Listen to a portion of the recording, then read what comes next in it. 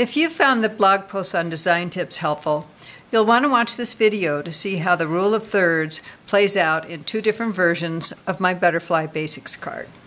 Hi, this is Sage Kimball and I'm the Mad Stamper with more design tips for card makers. Here's the first version of this card that I made. And when I finished it, although I really like the background and the butterfly and the lace and ribbon here, there was something off about the design for me. It looked a little too blocky, is the only word I can come up with. It wasn't harmonious.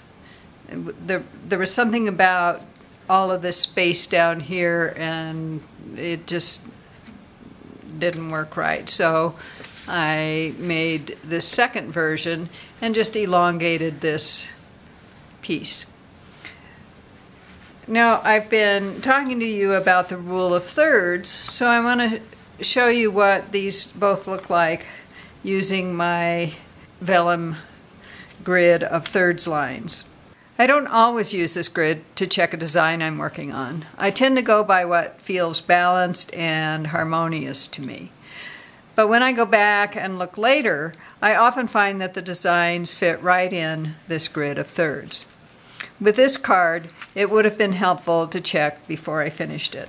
So you can see that the butterfly and the flower here sit nicely on one of those sweet spots where the lines cross, and the other sweet spot here is in the area where there's a sentiment. So that looks pretty nice when I first looked at it with this.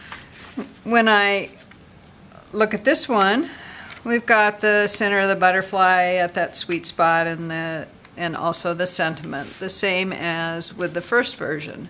But what I notice is that on the first version, this line here where the focal point ends is very close to the thirds line, but not close enough to make it feel like it's on the thirds.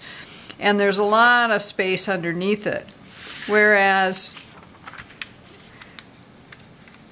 on this one, the line where the focal point piece ends is halfway between this third line and the bottom of the card.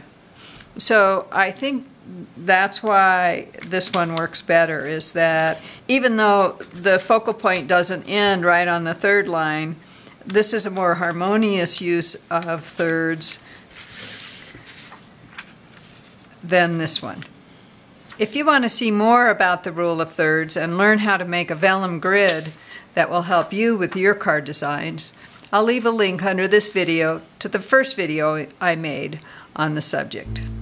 For more inspiration and instruction, be sure to visit me on my website at www.stampingmadly.com, the Stamping Madly Facebook page, and the Mad Stamper YouTube channel.